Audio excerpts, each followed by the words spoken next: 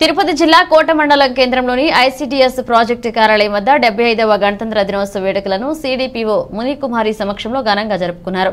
ఈ సందర్భంగా సీడీపీఓ మునికుమారి జాతీయ జెండాను ఎగరవేసి జెండా వందనం చేశారు. గణతంత్ర దినోత్సవ ప్రాముఖ్యతను గురించి విద్యార్థులకు తెలియజేశారు. అనంతరం విద్యార్థుల చాక్లెట్లు పంచిపెట్టారు. ఈ కార్యక్రమంలో కార్యాలయ ఏవో విక్రమ్, సూపర్వైజర్లు, విద్యార్థులు, అంగన్వాడీ టీచర్లు పాల్గొన్నారు.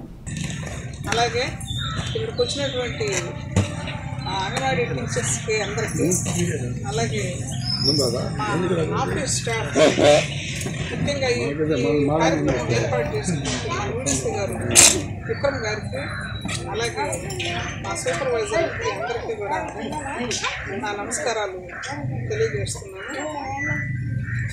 అలాగే హరి, చైతన్య అందరికీ కూడా ధన్యవాదాలు తెలుపుతున్నాను. మరి సర్వసత్తాక గణతంత్ర దినోత్సవం రోజు 1950 జనవరి 26న ఈ మనకు పూర్తి స్వాతంత్రం వచ్చింది. ఆ రోజే మన రాజ్యాంగం కూడా ఆ రోజే మొత్తం రాశారు.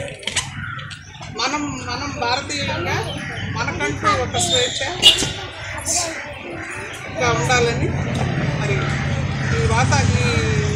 ఈ సర్వసత్తాక గణతంత్రం మనకు స్వాతంత్రం వచ్చినటువంటి ప్రతి ఒక్కరికి కూడా, ప్రతి ఒక్కరిని మనం ఎవరైతే ఉన్నారో, గాంధీజీ గారైతేమి, నేతాజీ అయితేమి, సుభాష్ చంద్రబోస్ అయితేమి, అలాగే విప్లవ వీరులు అయితేమి, అందరినీ కూడా మనమందరం కూడా ఒకసారి మననం చేసుకుంటూ, మరి మన పిల్లలకు కూడా దాన్ని వాళ్ళందరినీ కూడా వాళ్ళకి పరిచయం చేయాలి.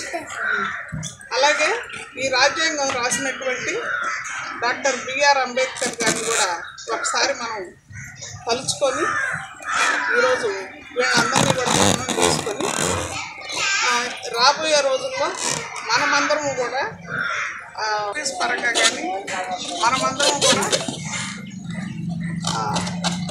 అన్ని పనులు సవ్యంగా చేసుకొని మంచి వాతావరణంలో ఉండాలని, అలాగే మన పిల్లల కోసం మనం శ్రమ చేస్తున్నాం, కృషి చేస్తున్నాం కాబట్టి మరి పిల్లల పైన కూడా మనందరం శ్రద్ధ పెట్టాలని నేను ఆశిస్తున్నాను.